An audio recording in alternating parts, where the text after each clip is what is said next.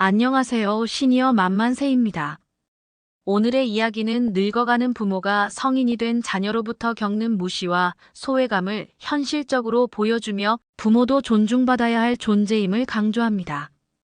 자녀의 무례한 태도에 감정적으로 대응하기보다 단호하게 자신의 감정을 표현하고 경계를 설정하며 존엄성을 지키는 지혜로운 대처 방법을 제시하여 부모와 자녀 관계에서 상호 존중의 중요성을 일깨워줍니다.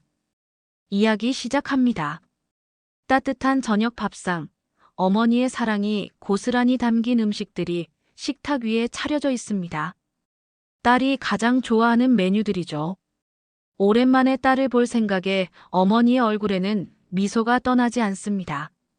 하지만 잠시 후 굳게 닫힌 현관문이 열리고 차가운 냉기처럼 싸늘한 딸의 목소리가 어머니의 설렘을 순식간에 얼려버립니다. 엄마, 대체 왜 또? 과연 이 모녀에게는 무슨 일이 있었던 걸까요?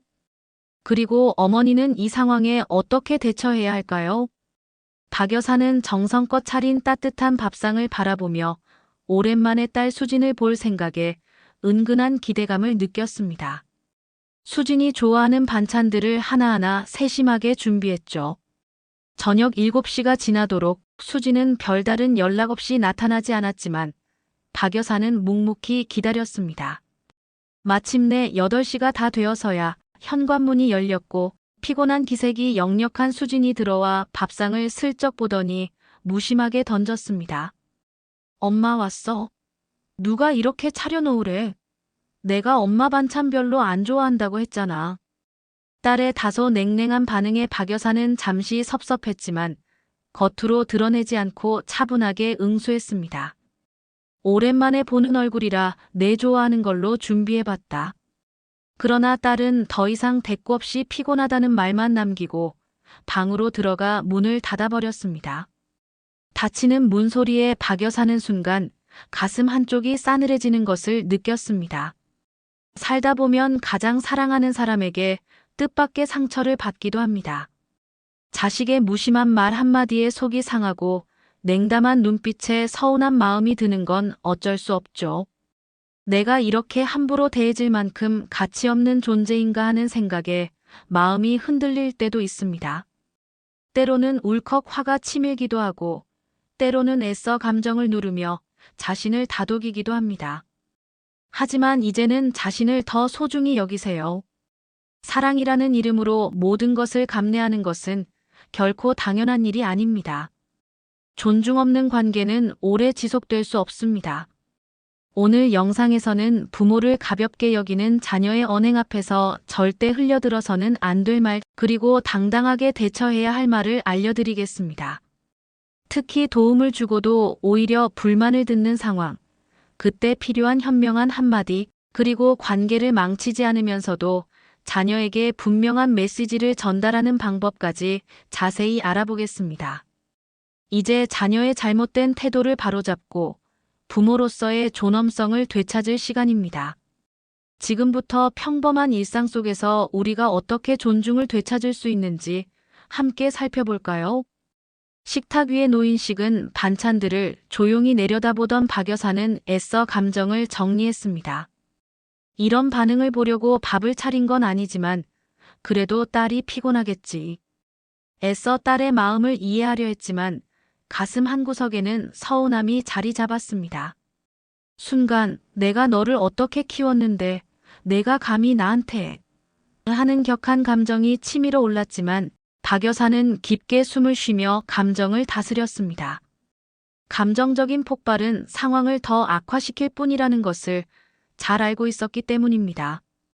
오히려 딸 스스로 자신의 행동을 돌아보게 만드는 것이 더 중요하다고 생각했습니다. 맞습니다. 부모가 자녀에게 가장 깊은 상처를 받는 것은 자녀가 던진 가시, 도친말 자체보다 자신의 잘못을 인정하기는커녕 오히려 짜증을 내거나 냉담하게 반응하는 태도입니다. 서운한 마음을 표현했을 뿐인데 왜 자녀는 부모의 마음을 헤아리기는커녕 되려 나를 세울까요? 심리학에서는 이를 도덕적 방어기제라고 설명합니다. 사람은 자신이 잘못했다는 사실을 인정해야 하는 상황에 놓이면 무의식적으로 자존심을 지키고 불편한 감정을 피하기 위해 자신을 방어하려는 경향을 보입니다. 그게 왜 제 잘못인데요? 저도 힘들거든요. 와 같이 말이죠. 특히 가족 관계에서는 이러한 방어 기제가 더욱 강하게 나타납니다. 가까운 사이일수록 서로에게 더 쉽게 상처를 줄 수 있고 또 쉽게 상처받을 수 있기 때문입니다. 자녀는 부모가 자신을 쉽게 버리지 않을 것이라는 것을 알기 때문에 때로는 더욱 함부로 말하고 무례하게 행동하며 심지어 무관심한 태도를 보이기도 합니다. 가족이라는 익숙한 울타리 안에서 오히려 예의와 존중이라는 기본적인 선을 넘어서는 것입니다. 이럴 때 부모가 내가 너를 어떻게 키웠는데, 엄마가 얼마나 희생했는데, 라고 감정적으로 호소해봤자 자녀는 죄책감보다는 또 시작이네. 엄마는 항상 옛날 이야기만 하신다라며 오히려 마음의 문을 더욱 굳게 닫아버릴 뿐입니다. 자녀의 그릇된 태도를 진정으로 변화시키려면 감정적인 설득이 아닌 스스로 깨닫게 하는 자각이 중요합니다. 철학자 쇼펜하우어는 사람의 태도를 바꾸는 것은 설교가 아니라 자각이다라고 했습니다. 이제 박 여사는 딸에게 스스로의 행동을 되돌아보게 만드는 단호한 한마디를 건넵니다. 수진이 방에서 나와 거실을 지나치려던 순간 박 여사는 또렷한 목소리로 입을 열었습니다. 수진아, 내가 방금 한 말, 친구에게도 그렇게 쉽게 말할 수 있니? 갑작스러운 엄마의 질문에 수진은 걸음을 멈추고 의아한 표정으로 박 여사를 바라봤습니다. 박 여사는 딸의 시선을 피하지 않고 차분하지만 단호한 어조로 말을 이어갔습니다. 친구한테도 누가 이런 거 하래? 라고 말하고 내 것은 지겹다고도 하니? 혹시라도 친구가 상처받을까봐 그런 말은 안 하는 거니? 그런데 왜 엄마한테는 그렇게 쉽게 상처 주는 말을 할 수 있는 거니? 수지는 아무 말도 하지 못했습니다. 당황한 듯 시선을 피하며 방으로 돌아갔고 잠시 후 조심스럽게 방문을 열었습니다. 엄마, 제가 좀 지나쳤던 것 같아요. 죄송해요. 진심이 담긴 사과에 박 여사는 짧게 고개를 끄덕였습니다. 자녀에게 바라는 것은 결국 진심 어린 사과 한마디입니다. 딸의 눈빛에서 진심을 확인한 박 여사는 더 이상 뭐라 하지 않았습니다. 여러분, 부모가 자녀에게 진정으로 바라는 것은 물질적인 보상이나 맹목적인 순종이 아닙니다. 그저 존중받고 싶은 마음입니다. 그동안 쏟아온 사랑과 헌신이 함부로 평가절하되지 않기를 바라는 간절한 마음, 그 마음을 자녀 스스로 깨닫게 해야 합니다. 그럴 때 필요한 것은 감정적인 비난이나 하소연이 아닌 스스로의 언행을 되돌아보게 만드는 현명한 질문입니다. 그 말, 내 친구한테도 그렇게 하니? 이 짧은 질문은 자녀의 무례한 태도를 즉시 멈추게 하고 자신이 얼마나 부적절한 행동을 했는지 스스로 인지하게 만드는 강력한 힘을 지닙니다. 부모가 감정을 폭발시키거나 눈물을 흘리지 않아도 이 한마디 말로도 충분히 관계의 균형을 되찾을 수 있습니다. 바로 여러분의 존엄성을 지켜주는 존중의 언어가 될 수 있습니다. 동주는 어려서부터 속이 깊고 책임감이 강한 아들이었습니다. 말수는 적었지만 맡은 일은 묵묵히 해냈고 아버지 없이 자란 여동생에게는 늘 든든한 울타리가 되어 주었습니다. 박 여사는 그런 동준을 남다른 자부심으로 여겼습니다. 젊은 나이에 남편을 잃고 홀로 두 아이를 키우면서 박 여사는 억척스럽게 삶을 살아왔습니다. 새벽부터 밤늦게까지 쉴 새 없이 일하며 밥 한 끼 제대로 챙기지 못하는 날도 많았지만 두 아이만큼은 굶기지 않겠다는 강한 의지로 모진 세월을 버텨왔습니다. 특히 동준이만큼은 반드시 성공해서 자신이 겪었던 고생을 보상받기를 간절히 바랐습니다. 우리 동준이 잘 돼야 내가 살아온 보람이 있지. 박 여사는 늘 자신을 다독이며 힘겨운 하루하루를 꿋꿋하게 헤쳐나갔습니다. 동준이 명문대학에 합격했을 때 기쁨도 잠시 밀려드는 것은 당장 마련해야 할 등록금 걱정이었습니다. 박 여사는 주저없이 오랫동안 모아온 적금을 깨고 새벽 도매시장 아르바이트까지 뛰어 학비를 마련했습니다. 어느 날 동준이 다소 주저하며 말했습니다. 엄마, 제가 아르바이트도 하고 졸업 후 취업 준비를 하려면 중고차라도 한 대 있는 게 좋을 것 같아요. 아들의 말을 들은 박 여사는 깊이 생각한 후 흔쾌히 자신이 가입했던 보험을 해약하고 어렵게 마련한 돈으로 중고차 한 대를 사주었습니다. 동준이는 고마움과 함께 엄마 정말 감사합니다. 나중에 꼭 성공해서 효도할게요. 라고 씩씩하게 말했습니다. 박 여사는 밝게 웃으며 답했습니다. 내가 잘 되는 게 바로 엄마한테 가장 큰 효도란다. 그 후 동준은 결혼했고 신혼집을 구하는데 약간의 보탬이 필요하다며 엄마에게 도움을 요청했습니다. 박 여사는 마지막 남은 노후 자금까지 흔쾌히 내어주었습니다. 그것은 평생을 아끼고 모아온 그녀에게 남은 유일한 희망과 같은 소중한 돈이었지만 박 여사는 동준의 앞날을 축복하며 기꺼이 통장을 건넸습니다. 혹시라도 아들이 부담스러워할까봐 전혀 내색하지 않았습니다. 그렇게 세월이 흘러 동준은 가정을 이루고 아이까지 낳아 어엿한 사회 구성원으로 성장했습니다. 그런데 며칠 전 동준이 다소 침울한 표정으로 박 여사를 찾아왔습니다.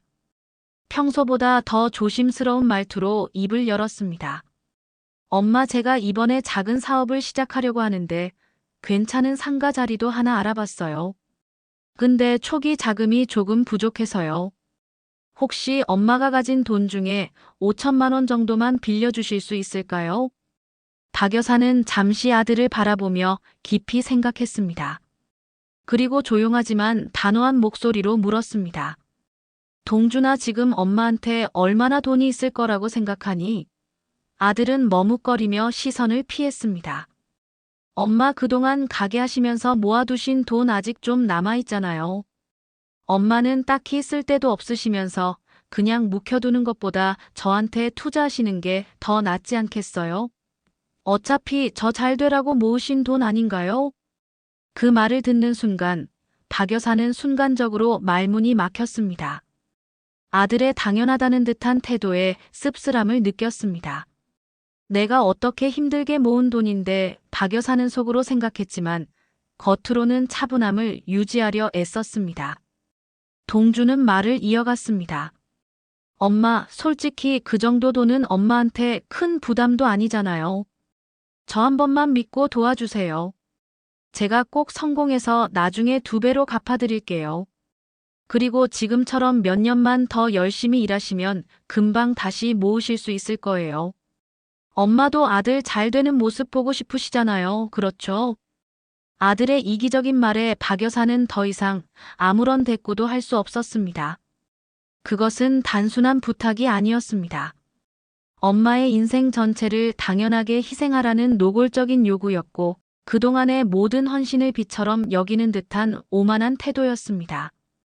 박 여사는 잠시 아들을 조용히 응시하다가 나지막이 입을 열었습니다. 동준아, 엄마가 너를 위해 해줄 수 있는 일은 이제 여기까지인 것 같다. 동준은 예상치 못한 단호한 거절에 당황한 표정을 감추지 못했습니다.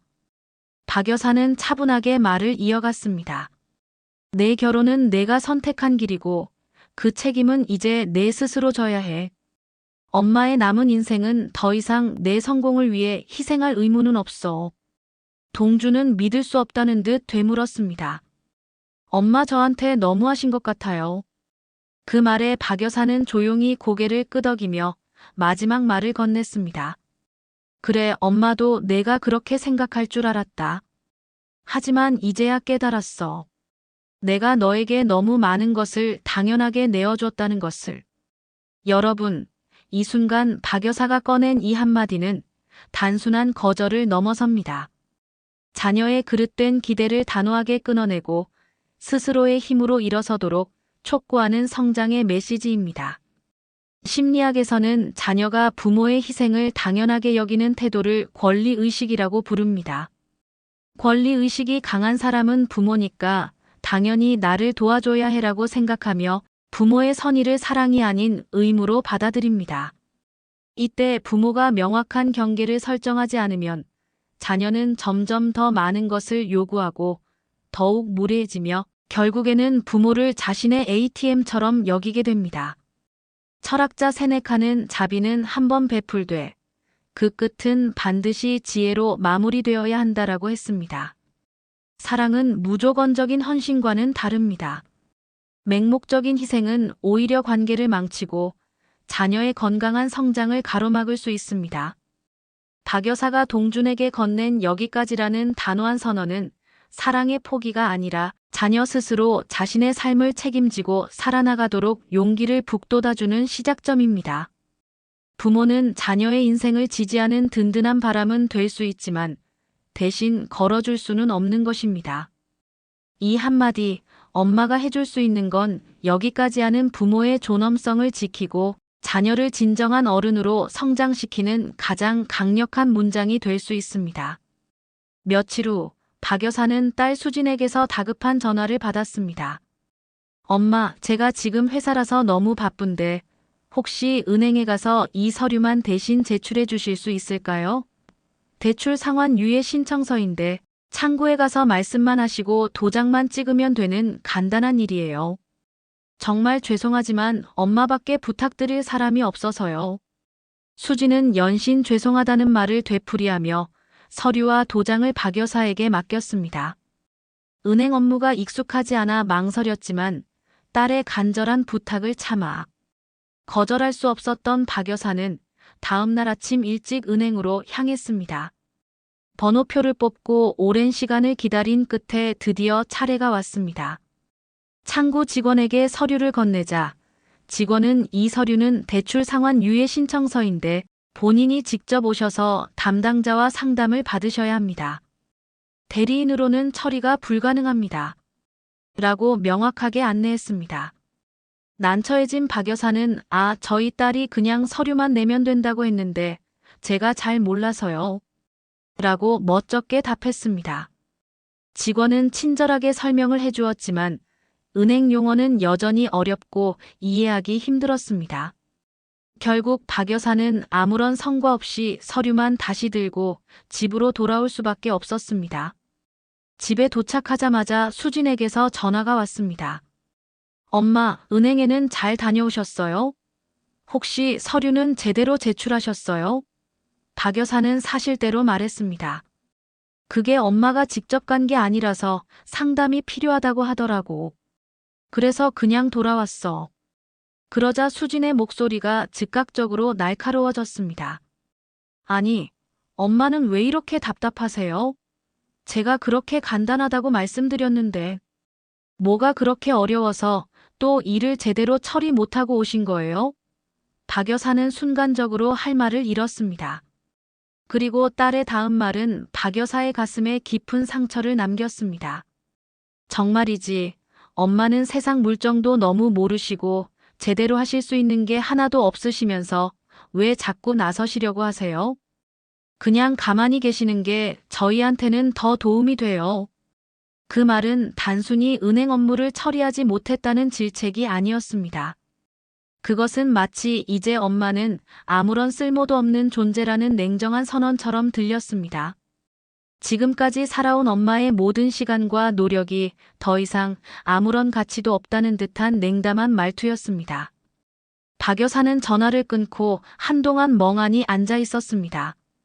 창밖으로 어둡게 드리운 하늘을 바라보며 그녀는 떨리는 손으로 조용히 자신의 볼을 감쌌습니다. 가슴은 답답하게 막혀왔고 내가 정말 이렇게까지 무시를 당해야 하는 사람인가 하는 생각에 깊은 슬픔과 함께 강한 분노가 치밀어 올랐습니다. 그것은 단순한 서운함을 넘어선 자신의 존재 자체를 부정당하는 듯한 고통스러운 감정이었습니다. 잠시 후 수지는 거실로 나왔습니다. 박 여사는 차분하지만 단호한 눈빛으로 딸을 바라보았습니다. 그리고 또렷한 목소리로 입을 열었습니다. 수진아, 엄마는 지금 내가 말한 그깟 서류 하나 때문에 화가 난 게 아니야. 엄마를 대하는 내 말투, 엄마를 아무것도 아닌 사람처럼 함부로 대하는 그 태도 때문에 이렇게 마음이 아픈 거다.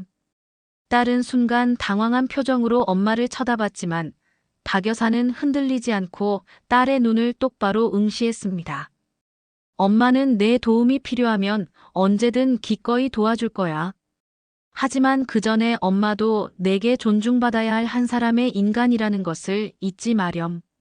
내가 필요할 때만 엄마를 찾고 평소에는 엄마의 존재를 이렇게 함부로 대하는 것은 옳지 않아. 이 말은 단순히 서러움을 토로하는 것이 아니었습니다.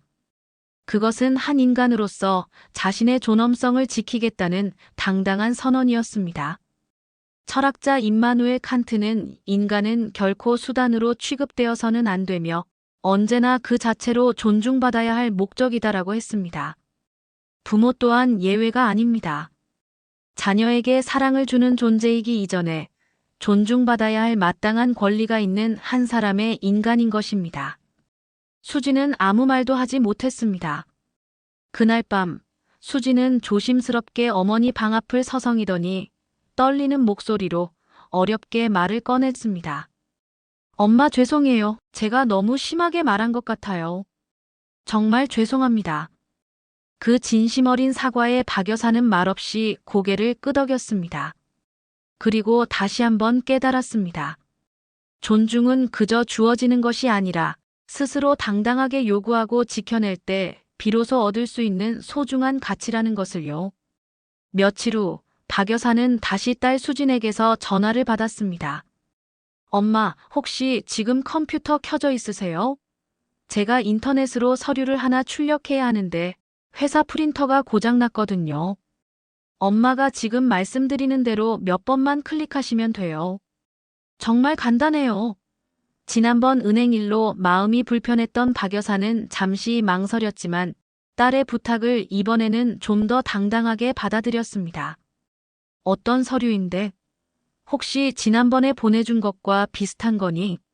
아니요. 이번에는 메일에 첨부된 파일을 열어서 인쇄 버튼만 누르시면 돼요. 박 여사는 서툰 솜씨지만 침착하게 컴퓨터를 켰습니다. 화면은 여전히 익숙하지 않았지만 차근차근 딸의 설명을 들으며 메일을 열고 인쇄 버튼을 찾으려 애썼습니다. 하지만 생각처럼 쉽지 않았고 결국 딸에게 다시 전화를 걸어 도움을 청했습니다. 그때 수지는 다소 짜증 섞인 목소리로 엄마는 왜 이렇게 힘드시게 하세요? 제가 몇 번이나 말씀드렸는데 그냥 스마트폰도 제대로 못 다루시는 분한테 제가 뭘 바라겠어요. 정말 답답하네요. 라고 퉁명스럽게 말했습니다. 딸의 냉담한 반응에 박 여사는 순간 얼굴이 굳어졌습니다. 수진의 말은 단순히 컴퓨터 사용이 서툴다는 지적이 아니었습니다. 그것은 엄마는 이제 아무것도 제대로 할 수 없는 무능력한 사람이라는 냉정한 평가와 같았습니다. 디지털 기기를 잘 다루지 못한다는 이유만으로 엄마의 존재 자체를 시대에 뒤떨어진 쓸모없는 사람으로 규정짓는 듯한 매정한 말투였습니다. 박 여사는 잠시 딸의 말을 듣고 침묵했습니다. 그리고 차분하지만 단호한 목소리로 입을 열었습니다. 수진아, 내가 내 부탁을 들어주고 싶어서 컴퓨터를 켠 건 맞지만 내가 좀 서툴다고 해서 함부로 말할 권리는 없다고 생각한다. 나는 단지 익숙하지 않아서 모르는 것뿐이지 무능한 사람이 아니란다. 모르는 것은 배워서 익힐 수 있는 거고 그걸로 사람 자체를 함부로 평가하는 것은 옳지 않아. 수지는 잠시 아무 말도 하지 못했습니다. 그리고 이어진 어머니의 마지막 한마디에 뜨끔한 표정을 지었습니다. 내가 나보다 조금 더 많이 안다고 해서 엄마가 너보다 못한 사람이 되는 건 결코 아니란다. 그 짧은 한마디는 딸에게 큰 울림을 주었습니다. 순간 수지는 자신의 경솔한 말에 부끄러움을 느꼈는지 목소리를 낮추며 사과했습니다. 엄마 죄송해요. 제가 너무 성급하게 말했나 봐요. 다시 천천히 알려드릴게요. 그날 이후 딸은 어머니에게 무언가를 설명할 때 짜증을 내거나 함부로 대하는 일이 눈에 띄게 줄어들었습니다. 여러분, 이 상황은 단순한 기술적인 능력의 차이가 아니라 인간의 존엄성에 대한 근본적인 태도의 문제입니다. 현대 사회에서 디지털 기기를 능숙하게 다루는 것이 중요한 능력으로 여겨지지만 그것이 곧 한 사람의 가치를 결정짓는 유일한 척도가 될 수는 없습니다. 심리학에서는 이러한 현상을 연령 차별이라고 부릅니다.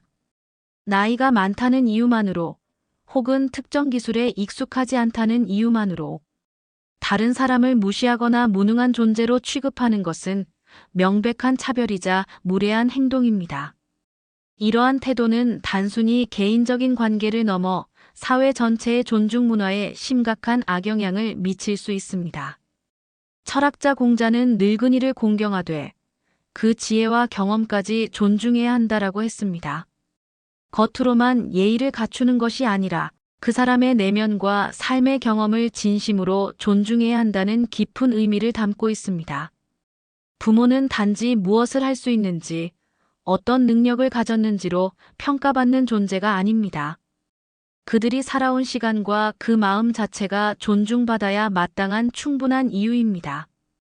딸의 매정한 말에 깊은 상처를 받았던 박 여사는 감정적으로 격렬하게 반응하거나 딸을 비난하는 대신 자신의 존엄성을 지키는 단호한 한마디로 딸의 그릇된 태도를 바로잡았습니다. 모른다고 해서 무능한 게 아니야. 그리고 내가 나보다 조금 더 많이 한다고 해서 엄마가 너보다 못한 사람은 아니란다. 이 짧지만 강력한 메시지는 딸의 무심한 언행을 멈추게 했을 뿐만 아니라 스스로를 되돌아보고 자신의 행동을 반성하게 만드는 귀한 계기가 되었습니다. 부모의 사랑은 한없이 넓고 깊지만 존중은 그저 당연하게 주어지는 것이 아닙니다. 존중은 스스로를 존중하고 상대방에게 존중을 요구할 때 비로소 얻을 수 있는 소중한 가치입니다. 그리고 여러분 또한 이 한마디를 늘 기억하세요. 내가 잘 못하는 것이 아니라 아직 익숙하지 않아서 배우는 중일 뿐이야. 이 말이 여러분의 존엄성을 지켜줄 것입니다. 며칠 전 박 여사는 아들 동준 부부로부터 다소 갑작스러운 연락을 받았습니다. 며느리 혜리에게 급한 일이 생겨서 하루 동안 손주를 맡아줄 사람이 필요하다는 것이었습니다. 박 여사는 흔쾌히 아침 일찍부터 서둘러 도시락과 손주가 먹을 간식, 여벌옷 등을 꼼꼼하게 챙겨 집을 나섰습니다. 버스를 2번이나 갈아타고 2시간 넘게 걸려 아들 집에 도착했습니다. 하루 종일 어린 손주를 돌보느라 정신없이 바쁜 시간을 보냈습니다. 손주를 안고 달래고 기저귀를 갈아주고 낮잠을 재우고 우유를 먹이는 등 잠시도 쉴 틈이 없었죠. 그래도 저녁은 제대로 먹여야겠다는 생각에 손수 이유식까지 정성껏 만들어 먹였습니다. 그렇게 시간이 흘러 저녁 무렵 아들 동준과 며느리 혜리가 퇴근해서 집으로 돌아왔습니다. 현관문을 열고 들어온 동준은 식탁 위에 놓인 이유식을 발견하고는 인상을 찌푸리며 다소 냉랭하게 말했습니다. 엄마, 요즘 아기들은 함부로 아무거나 먹이면 안 되는 거 아시잖아요. 알레르기 반응 같은 것도 꼼꼼하게 확인하면서 조심스럽게 먹여야 한다고요. 아들의 다소 날카로운 지적에 박 여사는 순간 당황했지만 겉으로는 차분하게 답했습니다. 응, 알지. 혹시 몰라서 내가 전에 알려준 대로 재료만 넣어서 만들었는데. 그런데 옆에 서 있던 며느리 혜리가 굳은 표정으로 덧붙였습니다. 그리고 낮잠도 너무 오래 재우신 것 같아요. 이렇게 되면 오늘 밤에 또 잠 못 자고 칭얼거릴 텐데. 요즘 엄마들은 다 아기 수면 교육하는 거 모르세요? 기본적인 육아 상식 정도는 알고 봐주셨어야 하는 거 아닌가요? 연이은 질책에 박 여사는 더 이상 아무런 말도 할 수 없었습니다. 아침부터 서둘러 손주를 돌보고 끼니조차 제대로 챙기지 못했는데 돌아오는 것은 싸늘한 질책뿐이라 서운한 마음이 들었습니다. 주방 식탁 위에는 아침에 싸온 자신의 도시락이 그대로 놓여 있었습니다. 박 여사는 잠시 그 도시락을 내려다보다가 조용히 가방을 들었습니다. 그제야 뭔가 심상치 않음을 느낀 동준이 걱정스러운 표정으로 물었습니다. 엄마, 어디 가시게요? 그때 박 여사는 조용하지만 단호한 목소리로 힘주어 말했습니다. 그래, 내가 너희들 마음에 차지 않았나 보네. 그럼 이제 너희들이 알아서 하는 게 좋겠다. 동주는 당황한 듯 말을 더듬으며 엄마를 붙잡으려 했지만 박 여사는 단호하게 뿌리쳤습니다. 하루 종일 너희들이 원하는 대로 손주를 봐주려고 애썼지만 결국 돌아온 건 불만과 잔소리뿐이었지. 이제 보니 너희들은 너희 방식대로 하는 게 맞는 것 같아. 엄마는 너희를 도와줄 수는 있지만 이렇게까지 무시당하면서 손주를 봐주고 싶지는 않다. 나는 너희 집의 육아 도우미가 아니란다. 그제야 동주는 엄마가 하루 종일 얼마나 힘들게 손주를 돌봤는지, 그리고 자신과 아내의 무심한 말들이 엄마에게 얼마나 큰 상처를 주었는지 뒤늦게 깨달았습니다. 여러분, 부모가 자녀에게 가장 큰 서운함을 느끼는 순간은 순수한 마음으로 도움을 주었음에도 불구하고 고맙다는 말 대신 냉담한 평가나 질책이 돌아올 때입니다. 심리학에서는 이러한 감정을 인지적 평가절하라고 합니다. 자신의 노력과 헌신이 제대로 인정받지 못하고 오히려 부족하다고 평가될 때 사람은 자신의 존재 가치 자체가 부정당하는 듯한 깊은 상처를 받게 됩니다. 특히 가족이라는 가장 친밀한 관계에서 이러한 일이 발생했을 때 그 상처는 더욱 깊고 오래 지속됩니다. 왜냐하면 가족은 나를 가장 잘 이해하고 지지해 줄 것이라는 믿음이 깨지는 순간이기 때문입니다. 철학자 루소는 존경 없는 사랑은 결국 지배로 변질된다라고 했습니다. 자녀가 부모의 헌신을 당연하게 여기고 자신의 기준에 맞지 않는다는 이유로 함부로 평가하고 무시하는 것은 더 이상 사랑이 아닌 일방적이고 불평등한 관계일 뿐입니다. 이럴 때는 감정을 억누르거나 변명하기보다는 그럼 이제 너희들이 직접 해보는 게 좋겠다라고 단호하게 말해야 합니다. 이 한마디는 단순한 거절을 넘어섭니다. 자녀에게 부모의 헌신과 노고의 가치를 스스로 깨닫게 하고 부모 또한 존중받아야 할 독립적인 존재임을 분명히 인식시키는 강력한 메시지입니다. 감정적인 격앙 없이 차분하지만 단호하게 전달되는 이 한마디는 자녀의 그릇된 행동을 멈추게 하고 부모의 존재와 헌신에 대해 다시 한번 생각하게 만드는 중요한 계기가 될 수 있습니다. 부모는 무조건적으로 베풀기만 하는 존재가 아닙니다. 묵묵히 헌신하는 사람일지라도 함부로 비난받을 이유는 없습니다. 그럼 이제 너희들이 직접 해보렴이라는 단호한 외침은 스스로를 존중하고 자신의 권리를 지킬 수 있는 사람만이 진정한 사랑을 줄 수 있다는 중요한 사실을 깨닫게 해줍니다. 이따금씩 문득 거울 앞에 선 자신의 모습을 바라보며 내가 정말 잘 살아온 걸까? 하는 문득 회의감이 들 때도 있습니다. 하지만 돌이켜보면 사랑하는 사람들을 위해 따뜻한 밥상을 차리고 서툰 솜씨지만 정성을 다해 도움을 주려 노력하고 때로는 부당한 대우에도 묵묵히 견뎌왔던 수많은 시간들, 그 모든 순간들이 결코 헛되지 않았다는 것을 우리는 잘 알고 있습니다. 어쩌면 진정한 사랑은 늘 우리 곁에서 조용한 얼굴로 머물렀는지도 모릅니다. 굳이 드러내지 않아도 따뜻한 칭찬이나 감사의 말 한마디 듣지 못해도 그저 묵묵히 누군가의 하루를 지탱해주는 든든한 존재, 그것이 바로 우리가 살아온 삶의 모습이었습니다. 그동안 정말 많이 힘드셨습니다. 참고 견디고 사랑이라는 이름으로 자신을 얼마나 많이 내어주셨는지 우리는 너무나 잘 알고 있습니다. 이제부터는 누군가를 위한 헌신뿐만 아니라 오롯이 나 자신을 위한 시간을 더 많이 가져도 괜찮습니다. 나를 먼저 존중하고 내 마음의 이야기에 귀 기울이고 스스로를 가장 소중하게 지켜나가는 삶, 그것이야말로 세상에서 가장 아름답고 굳건한 인생일 것입니다.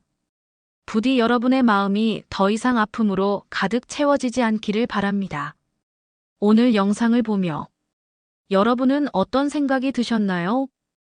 여러분의 경험과 생각을 댓글로 나눠주세요. 여러분의 이야기가 누군가에게 큰 위로와 깨달음이 될 거예요. 영상이 도움이 되셨다면 소중한 분들께 공유해 주시고 구독과 좋아요 부탁드립니다. 여러분의 응원이 큰 힘이 됩니다. 오늘도 행복한 하루 되세요. 지금까지 시니어 만만세였습니다. 감사합니다.